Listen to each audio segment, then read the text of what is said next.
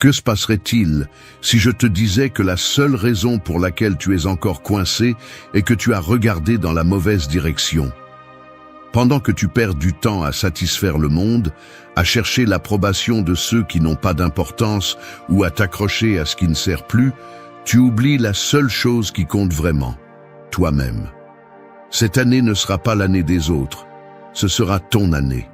Le moment où tu deviens ta priorité absolue, où tu romps avec tout ce qui limite ta croissance et où, pour la première fois, tu te concentres exclusivement sur toi. Se concentrer sur soi-même n'est pas de l'égoïsme, c'est du pouvoir. Il est temps de prendre des décisions conscientes, d'éliminer ce qui n'ajoute rien et de transformer tes faiblesses en les fondations de ta force. Il n'y a plus de place pour les excuses ou les distractions. C'est le moment où tu décides si tu veux continuer à être un spectateur ou si tu es prêt à prendre le contrôle de ta vie. Ces 12 leçons ne sont pas des conseils vides, ce sont des outils pour construire une vie avec plus de contrôle, moins de bruit et surtout, plus de sens. Parce que lorsque tu décides de te concentrer uniquement sur toi-même, tu découvres que la réponse que tu as toujours cherchée était en toi, attendant que tu la prennes. Es-tu prêt à cesser d'être une version éteinte de ce que tu pourrais être? C'est ton année et le moment d'agir est maintenant. Commençons. Leçon 1. Fais de toi-même ta plus grande priorité. La vie est pleine de décisions et de responsabilités. Souvent, nous nous y perdons, laissant nos propres besoins à la fin de la liste. Mais les stoïciens nous ont enseigné quelque chose d'essentiel. Si tu ne prends pas soin de toi, comment espères-tu affronter les défis avec force et clarté? Faire de toi-même ta priorité n'est pas de l'égoïsme. C'est la base pour construire une vie épanouissante. Marc Aurèle disait que la véritable tranquillité commence lorsque nous vivons en harmonie avec nous-mêmes. Cela signifie reconnaître que tu es le centre à partir duquel tout se construit.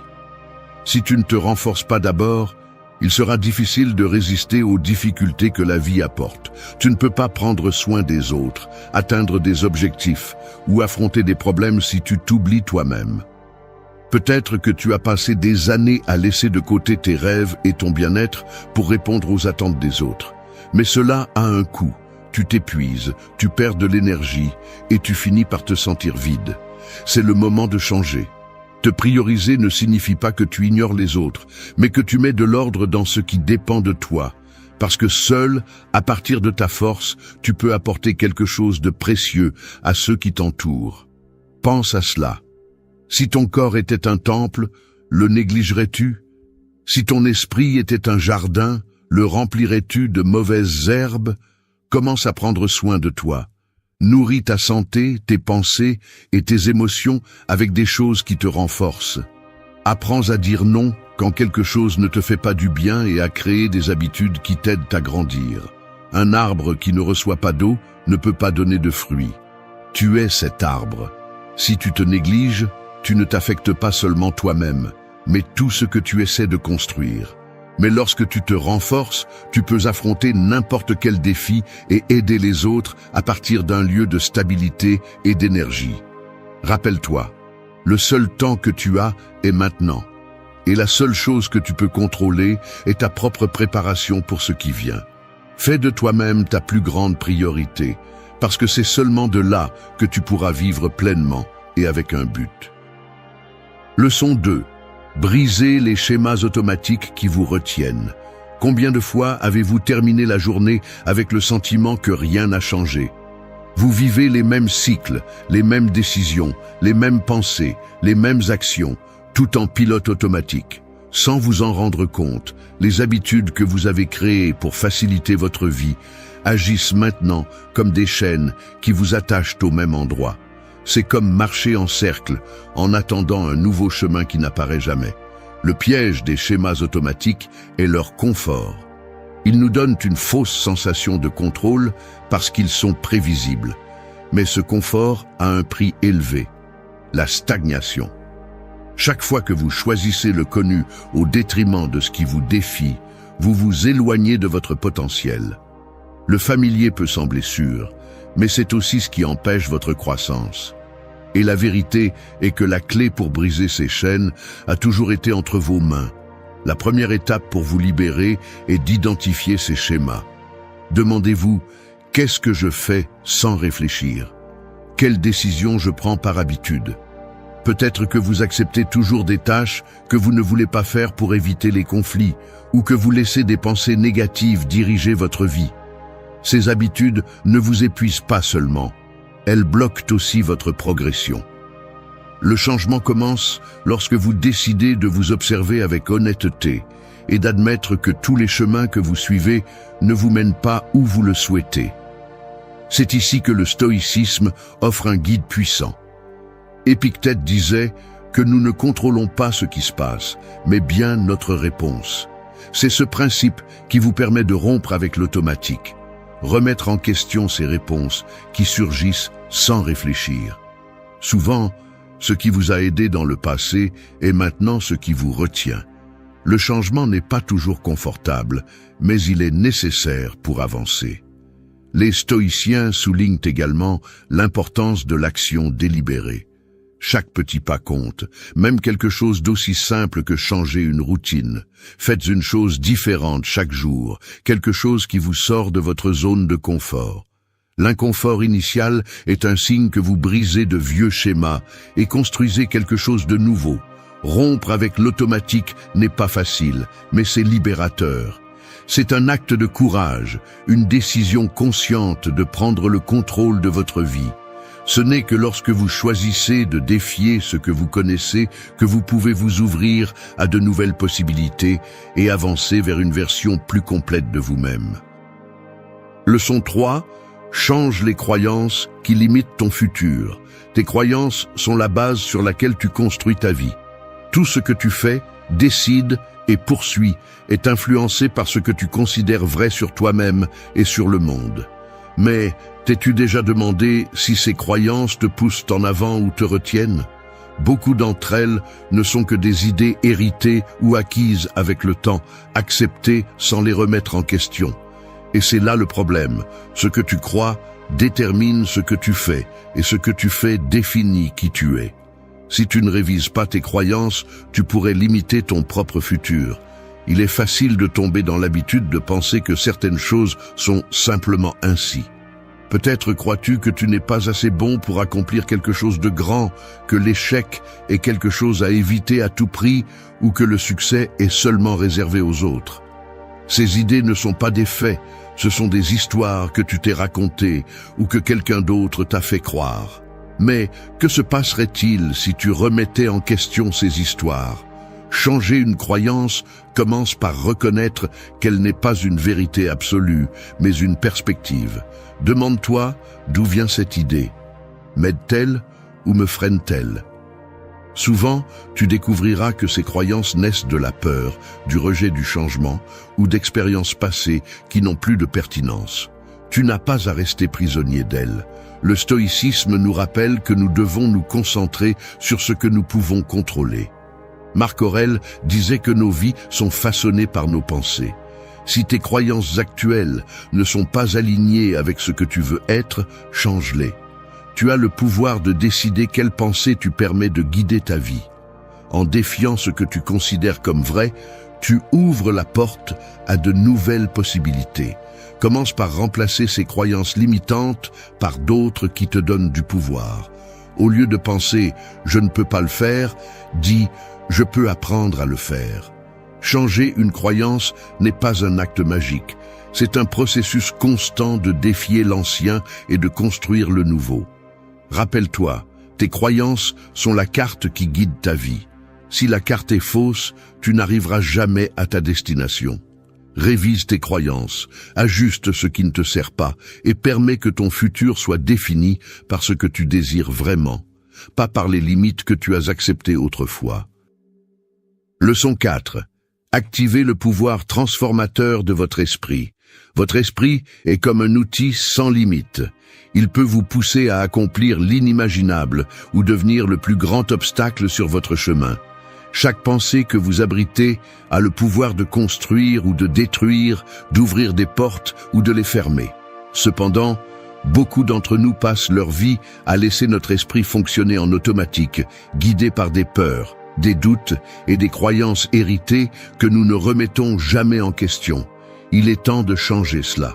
Il est temps de prendre le contrôle et d'activer le pouvoir transformateur de votre esprit. Tout commence par vos pensées.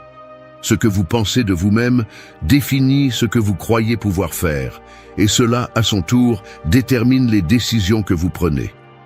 Si vous remplissez votre esprit d'idées limitantes comme « je ne suis pas capable » ou « ce n'est pas pour moi », vous créez un futur en accord avec ces mots. Mais si vous choisissez consciemment des pensées qui vous donnent du pouvoir, votre monde commence à changer. La première étape est d'observer votre esprit et de vous demander « ces pensées m'aident-elles ou me freinent-elles ?» Le véritable pouvoir de votre esprit réside dans votre capacité à le diriger. Imaginez que c'est un fleuve tumultueux. Si vous ne le contrôlez pas, il peut tout inonder. Mais si vous construisez des canaux appropriés, ce fleuve peut générer de l'énergie, donner la vie et déplacer des montagnes. C'est ainsi que fonctionne votre esprit. Sans direction, c'est le chaos. Avec de la concentration, il est imparable. C'est ici que le stoïcisme nous donne une leçon clé. Épictète disait « Ce ne sont pas les faits qui nous affectent, mais la façon dont nous les interprétons. » Cela signifie que vous décidez de la signification de ce qui vous arrive. Vous ne pouvez pas contrôler les circonstances extérieures, mais vous pouvez décider comment les affronter.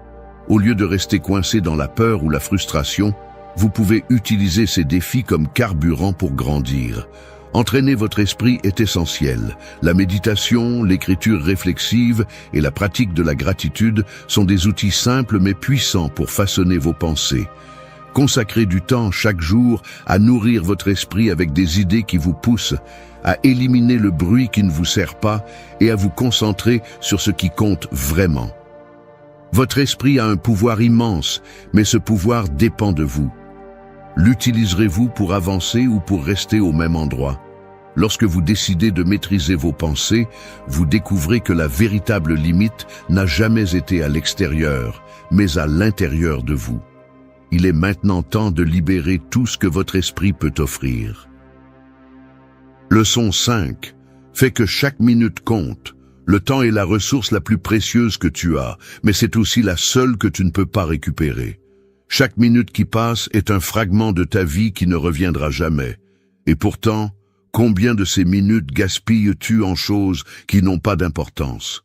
Réseaux sociaux, soucis inutiles, conversations sans sens.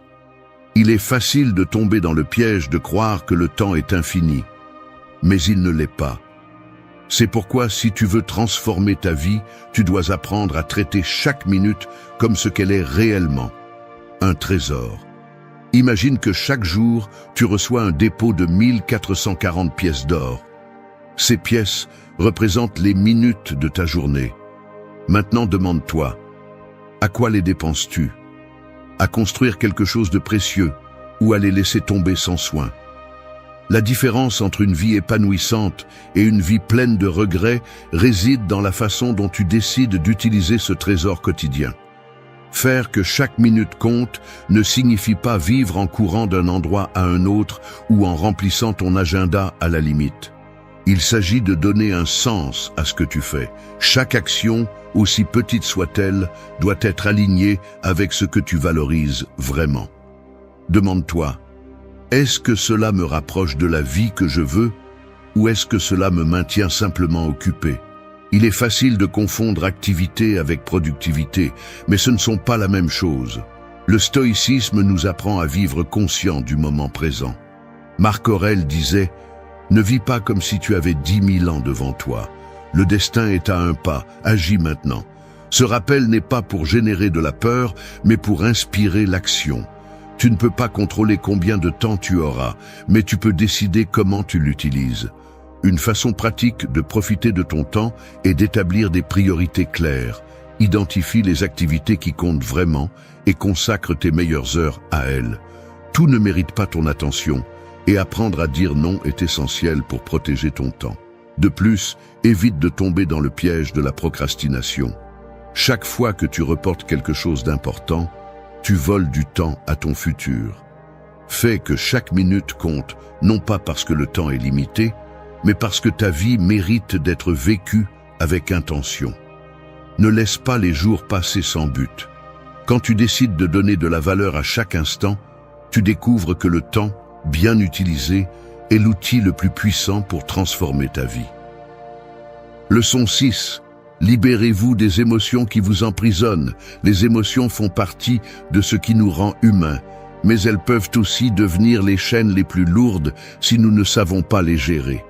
La colère, la culpabilité, l'anxiété ou même l'attachement excessif peuvent prendre le contrôle de votre vie, vous éloignant de ce qui compte vraiment. Si vous vous laissez emporter par elles, vous devenez prisonnier d'un va-et-vient émotionnel constant qui consomme votre énergie et brouille votre jugement. Il est temps de briser ces chaînes et de reprendre le contrôle. Pensez à toutes les fois où la colère vous a fait agir impulsivement, ou où la culpabilité vous a laissé pris dans un cycle de regrets. Ces émotions, bien qu'intenses, sont éphémères. Cependant, lorsque vous les nourrissez ou vous identifiez trop à elles commencent à définir votre réalité. Il ne s'agit pas de les ignorer ou de les réprimer, mais de les comprendre et de leur donner leur juste place. Lorsqu'une émotion vous envahit, demandez-vous « Pourquoi est-ce que je ressens cela ?» Souvent, vous découvrirez que cela n'a pas tant à voir avec ce qui se passe, mais avec la façon dont vous l'interprétez. Cette petite pause pour réfléchir peut faire la différence entre agir calmement ou se laisser emporter par le chaos. Une stratégie puissante consiste à apprendre à séparer qui vous êtes de ce que vous ressentez. Vous n'êtes pas votre colère, ni votre tristesse, ni votre anxiété. Ces émotions sont comme des vagues. Elles arrivent, frappent et puis s'en vont. Lorsque vous réalisez cela, vous retrouvez votre capacité à décider comment réagir. C'est ici que les enseignements stoïciens, presque sans que vous vous en rendiez compte, entrent en jeu. Marc Aurèle a écrit que ce ne sont pas les événements qui nous affectent, mais notre perception d'eux.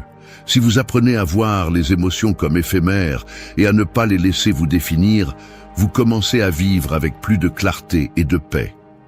Libérez-vous de ces émotions qui vous lient à de vieilles blessures, à des conflits inutiles ou à des attentes qui ne vous appartiennent pas. Ne laissez pas les hauts et les bas d'un moment décider du cours de votre vie. Rappelez-vous, vous avez le contrôle, pas ce que vous ressentez à un instant. Lorsque vous maîtrisez vos émotions, vous découvrez une force intérieure qui vous permet d'avancer avec détermination et confiance. Non pas parce que vous ne ressentez rien, mais parce que vous décidez de ne pas être esclave de ce que vous ressentez. La véritable liberté commence lorsque vous choisissez comment répondre au lieu de réagir. Leçon 7. Arrête de dépendre de l'approbation des autres. Il est surprenant de voir combien de temps et d'énergie nous consacrons à chercher l'approbation des autres. Sans nous en rendre compte, nous permettons aux opinions extérieures de dicter nos décisions, nos objectifs et même notre identité. Nous cherchons des éloges, de la validation et de la reconnaissance comme si notre valeur en dépendait. Et dans ce processus, nous sacrifions notre authenticité. Mais t'es-tu déjà arrêté pour penser à quel point ce prix est élevé? Quand tu dépends de l'approbation des autres, tu cèdes le contrôle de ta vie. Chaque décision, grande ou petite, devient un acte de complaisance. Comment s'habiller? Quelle carrière suivre? Quel rêve poursuivre? Tout semble passer d'abord par le filtre de « que penseront les autres ?» Et l'ironie est que, peu importe à quel point tu t'efforces, tu ne réussiras jamais à satisfaire tout le monde. Il y aura toujours quelqu'un pour critiquer ou pour ne pas être d'accord avec toi. Alors, pourquoi rester lié à cette recherche sans fin? Arrêter de dépendre de l'approbation ne signifie pas être indifférent ou arrogant, mais reconnaître que ton bonheur et ta valeur ne sont pas entre les mains de quelqu'un d'autre. Tu es celui qui vit avec les conséquences de tes décisions, pas eux. C'est pourquoi tes choix doivent être guidés par tes propres valeurs et désirs, pas par ce que les autres attendent de toi. C'est ici que les enseignements stoïciens offrent un guide puissant, bien que de manière subtile. Marc Aurèle disait « L'âme se teint de la couleur de ses pensées ». Si tes pensées sont constamment préoccupées par le fait de plaire aux autres, tu perdras inévitablement le contact avec qui tu es vraiment. Les stoïciens nous invitent à nous concentrer sur ce que nous pouvons contrôler et les opinions extérieures sont, sans aucun doute, quelque chose qui est hors de notre portée. Pour commencer à lâcher cette dépendance, demande-toi, est-ce que je prends cette décision pour moi ou pour satisfaire quelqu'un d'autre ? Sois honnête avec toi-même. Si tu te rends compte que tu vis selon les attentes des autres, il est temps de repenser ton chemin. Accepte que tout le monde ne sera pas d'accord avec toi. Et cela n'est pas seulement normal, mais aussi libérateur. Quand tu arrêtes d'essayer de plaire à tout le monde, tu découvres une paix qui ne dépend de rien d'extérieur. Rappelle-toi, la seule approbation dont tu as besoin est la tienne. Vivre pour plaire aux autres, c'est te perdre toi-même. Vivre selon tes propres termes, c'est trouver la liberté. Fais de ta vie un reflet de ce que tu valorises et crois en ta capacité à définir qui tu es, sans chercher la validation de personne d'autre. Leçon 8. Guide avec des actions qui inspirent les autres. Dans un monde rempli de bruit et de paroles vides, ce qui a vraiment un impact, ce sont les actions.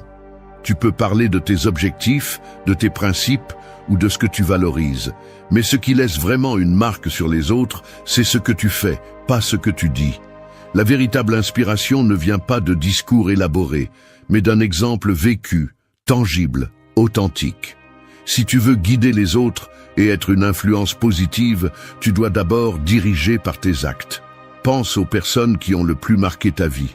Ce n'étaient pas celles qui parlaient seulement de grandes idées, mais celles qui les mettaient en pratique. Un mentor qui a fait face à ses propres défis avec courage, un ami qui a montré de l'intégrité quand il était plus facile de ne pas le faire, ou quelqu'un qui a persévéré quand tout semblait perdu. Ces exemples réels sont ceux qui nous inspirent, parce qu'ils reflètent ce qu'il est possible d'accomplir avec détermination et cohérence. Pour guider par tes actions, tu dois d'abord être aligné avec tes valeurs. Tu ne peux pas prêcher quelque chose que tu ne pratiques pas, car le manque de congruence est évident pour ceux qui t'entourent. Si tu parles de discipline, mais que tu ne respectes pas tes propres engagements, si tu défends l'honnêteté, mais que tu agis avec tromperie, tes paroles perdent de leur poids. Être un leader, même dans les interactions les plus quotidiennes, signifie agir avec intégrité, même si personne ne regarde. C'est là que les enseignements stoïciens s'intègrent presque naturellement. Marc Aurèle disait « Sois droit, agis avec droiture, ne cherche pas à être reconnu pour cela ». Ce principe nous rappelle que les actions qui inspirent vraiment ne cherchent pas les applaudissements ni la reconnaissance. Elles sont réalisées parce qu'elles sont justes, parce qu'elles reflètent qui tu es et parce qu'elles ont le pouvoir de transformer, même si c'est de manière silencieuse. Tu n'as pas besoin d'être parfait pour inspirer les autres, mais tu dois être constant. Chaque petit geste compte. Aider quelqu'un sans rien attendre en retour, rester fidèle à tes principes dans les moments difficiles, ou simplement t'efforcer de t'améliorer chaque jour sont des exemples qui ont un impact profond. Tes actions peuvent être l'étincelle qui motive les autres à croire en eux-mêmes et à agir. Quand tu guides par tes actions, tu n'inspires pas seulement les autres, tu construis aussi une vie de but et de cohérence. Laisse ce que tu fais parler plus fort que n'importe quel mot. Dirige à partir de la vérité de tes actes et tu seras un phare pour ceux qui t'entourent. L'exemple sera toujours le maître le plus puissant. Leçon 9. Avance sans peur de faire des erreurs. La peur de l'erreur est l'un des plus grands freins qui existent. Elle nous paralyse, nous fait douter et pire encore, nous pousse à éviter de prendre des mesures. Nous vivons avec l'idée que se tromper est un échec, comme si une erreur définissait qui nous sommes. Mais cette mentalité est ce qui maintient beaucoup de gens coincés dans la médiocrité. Si tu veux avancer, tu dois arrêter d'avoir peur de l'erreur et commencer à la voir pour ce qu'elle est vraiment. Un outil pour grandir. Imagine un sculpteur face à un bloc de marbre. Chaque coup qu'il donne avec le ciseau peut sembler une erreur, une imperfection sur la surface lisse. Mais chaque marque, chaque fragment qui tombe, le rapproche davantage de l'œuvre d'art qu'il visualise. C'est ainsi que fonctionne la vie. Les erreurs ne sont pas des échecs, ce sont les coups nécessaires pour te modeler en la personne que tu veux devenir. Le problème n'est pas de faire des erreurs, mais de savoir comment tu réagis à ces erreurs. Si tu permets qu'elles te définissent, tu t'arrêteras. Si tu les utilises comme apprentissage, tu deviendras quelqu'un de plus fort et de plus sage. Les plus grandes réalisations de l'histoire sont construites sur une montagne d'erreurs. Edison n'a pas inventé l'ampoule à incandescence au premier essai, et les grands leaders n'ont pas atteint le sommet sans tomber d'abord. L'erreur n'est pas la fin, elle fait partie du processus. C'est là que les enseignements stoïciens apportent une leçon cruciale. Épictète disait « La difficulté montre ce qu'est l'homme ». Les erreurs sont ces difficultés qui mettent à l'épreuve qui tu es et combien tu es prêt à persévérer. Au lieu de les craindre, utilise-les pour te prouver de quoi tu es capable. Chaque fois que tu te relèves après une chute, tu te rapproches un pas de plus de tes objectifs. Pour avancer sans peur de l'erreur, change ta perspective. Au lieu de les voir comme des obstacles, considère-les comme des opportunités. Demande-toi, qu'est-ce que je peux apprendre de cela? Comment puis-je m'améliorer? Personne n'attend de toi que tu sois parfait et tu ne devrais pas non plus le faire. Ce qui compte vraiment, c'est que tu continues à avancer, que tu continues à essayer. Le chemin vers le succès n'est jamais droit ni facile. Il est plein de virages, de chutes et d'erreurs. Mais si tu te permets d'apprendre de chaque faux pas, tu découvriras que ces moments difficiles sont ceux qui te transforment le plus. N'aie pas peur de te tromper. Crains de ne pas essayer, parce que la plus grande erreur que tu peux faire est de rester où tu es, sans avancer. Leçon 10. Transforme la peur en ton allié pour grandir. La peur a une façon particulière d'apparaître dans les moments les plus importants. Cette entrevue d'embauche, cette conversation en suspens, ce rêve qui semble si grand que tu n'oses pas le poursuivre. Pour beaucoup, la peur est l'ennemi, la barrière qui se dresse entre eux et ce qu'ils désirent. Mais, et si la peur n'était pas quelque chose à éviter, mais quelque chose à embrasser? Et si, au lieu de t'arrêter, la peur était le moteur qui te pousse? Pense à la peur comme à un signal. Elle n'est pas là pour te dire de t'arrêter, mais pour te montrer où sont tes limites. C'est une boussole qui pointe vers l'inconnu, vers ce qui te défie et vers les domaines où tu peux le plus grandir. Le problème n'est pas de ressentir de la peur, le problème est de la laisser te paralyser. Lorsque la peur gouverne tes décisions, tu lui donnes le contrôle de ta vie. Mais lorsque tu lui fais face, tu la transformes en un outil d'apprentissage et de croissance. Combien de fois la peur t'a-t-elle arrêté? Peut-être as-tu évité de prendre des risques parce que tu avais peur d'échouer, ou tu t'es tu par peur d'être jugé. Maintenant, imagine ce qui se serait passé si tu avais franchi cette étape. Chaque peur que tu affrontes est une opportunité de progresser, de te prouver de quoi tu es capable. La peur n'est qu'une émotion, une réponse de ton esprit à l'incertitude. Et comme toute émotion, elle n'a de pouvoir sur toi que si tu le lui donnes. Les stoïciens, bien qu'ils ne mentionnaient pas directement la peur, comprenaient la valeur de faire face à l'adversité. Épictète disait « Ce qui nous perturbe ne sont pas les événements, mais notre perception d'eux ». La peur est en essence une perception, une anticipation de quelque chose qui pourrait arriver, mais qui n'est pas encore réel. Lorsque tu te permets de défier cette perception, tu te rends compte que souvent la peur est plus grande dans ton esprit que dans la réalité. Pour transformer la peur en ton allié, commence par lui faire face en petite dose. Si tu as peur de parler en public, commence par un petit groupe. Si tu as peur d'échouer, essaie quelque chose de nouveau dans un environnement où le risque est faible. Chaque pas que tu fais vers ce que tu crains affaiblit son influence et renforce ta confiance. Rappelle-toi, la peur ne disparaîtra jamais complètement, mais tu n'as pas besoin de l'éliminer. Tu as besoin de la transformer. Lorsque tu la vois comme un maître et non comme un ennemi, tu découvres qu'elle a beaucoup à t'apprendre. Chaque fois que tu ressens de la peur, fais un pas vers elle. C'est dans ces moments, lorsque tu es hors de ta zone de confort, que tu commences vraiment à grandir. La peur n'est pas la fin, c'est le début de quelque chose de plus grand. Leçon 11. Trouvez le but qui donne un sens à votre vie. Vous êtes-vous déjà demandé pourquoi vous faites ce que vous faites? Dans la routine quotidienne, il est facile de perdre de vue le pourquoi derrière nos actions. Nous travaillons, nous assumons nos responsabilités, nous suivons le rythme de la vie. Mais dans quel but? Vivre sans un but clair est comme naviguer sur un bateau sans cap. Vous pouvez vous déplacer, mais vous n'arriverez jamais à une destination significative. Le but n'est pas seulement une grande idée, c'est la boussole qui guide chaque décision, action et pensée. Quand vous savez quel est votre but, même les jours les plus difficiles prennent du sens.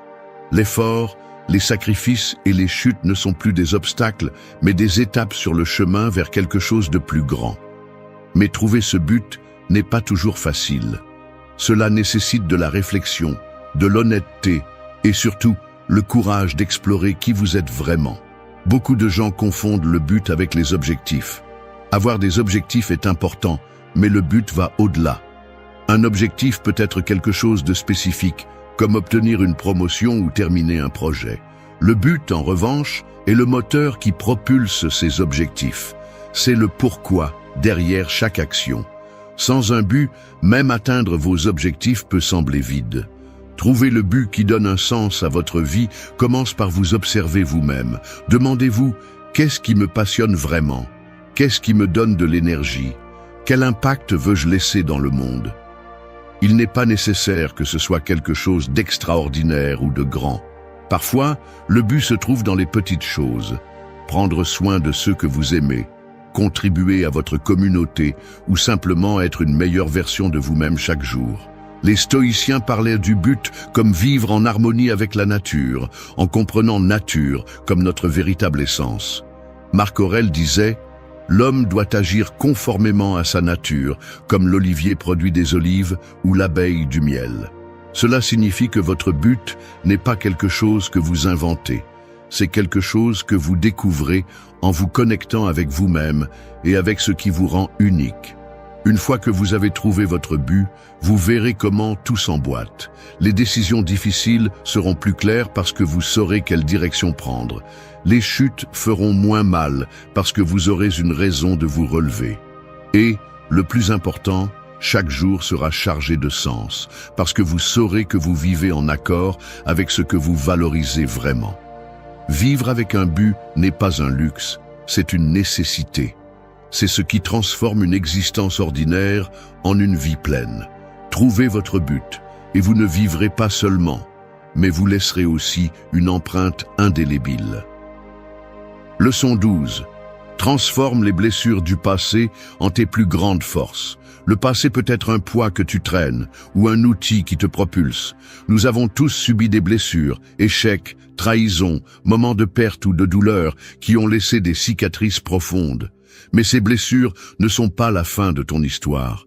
Si tu apprends à les regarder avec de nouveaux yeux, elles peuvent devenir la source de ta plus grande force. Ce qui compte, ce n'est pas ce qui t'est arrivé, mais ce que tu en fais. Pense à une épée. Pour être utile, elle doit passer par le feu, le martèlement et le moulage constant. Le processus est intense et douloureux, mais c'est ce qui la transforme en une arme redoutable. Tu es comme cette épée. Les épreuves et les moments difficiles ne sont pas là pour te vaincre, ils sont là pour te forger. Chaque cicatrice que tu portes est un rappel que tu as survécu, que tu es plus fort que tu ne le pensais. Le stoïcisme nous offre une leçon inestimable à cet égard, amor fati, aimer le destin.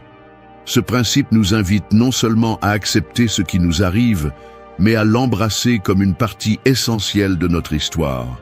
Marc Aurèle disait « Ce qui entrave le chemin devient le chemin ». Tes blessures, loin d'être un obstacle, sont la preuve de ta capacité à surmonter ce qui semblait impossible. Pour transformer tes blessures en force, commence par arrêter de les voir comme une punition. Réfléchis à elles avec honnêteté. Qu'as-tu appris? Comment t'ont-elles façonné? Par exemple, si dans le passé tu as fait face à une trahison, tu as peut-être appris à mieux reconnaître en qui avoir confiance. Si tu as subi un échec, tu as acquis de la résilience pour réessayer. Chaque expérience, aussi douloureuse soit-elle, porte en elle une leçon, si tu es prêt à la chercher. Un exemple clair se trouve dans les personnes qui ont transformé leur douleur en impact positif. Pense à quelqu'un qui a tout perdu. mais qui a utilisé cette expérience pour aider les autres à reconstruire leur vie. Ou à celui qui, après avoir affronté une maladie, trouve un but dans l'inspiration des autres à surmonter leurs propres défis. Ces personnes ne sont pas spéciales parce qu'elles n'ont pas souffert. Elles sont spéciales parce qu'elles ont choisi de transformer leur douleur en but. Rappelle-toi ceci, les blessures ne définissent pas ta valeur, mais ta capacité à les guérir peut définir ta force. Chaque fois que tu regardes en arrière et que tu vois une blessure, tu as l'opportunité de décider si elle sera une excuse pour t'arrêter ou un tremplin pour grandir. Le passé ne peut pas être changé, mais ce que tu en fais, oui. Choisis de transformer tes cicatrices en marques de force, pas en rappel de faiblesse. Comme le disait Marc Aurèle, tout ce qui arrive convient. Utilise ton histoire comme un outil pour écrire le chapitre le plus puissant de ta vie. Merci d'être resté jusqu'à la fin de la vidéo. Si vous avez tout vu, commentez « Je suis stoïcien » comme notre signe secret, indiquant que vous êtes un véritable apprenant du stoïcisme. N'oubliez pas de vous abonner et de liker la vidéo si elle vous a plu. Rendez-vous dans la prochaine vidéo et rappelez-vous, continuez à cultiver votre esprit stoïque.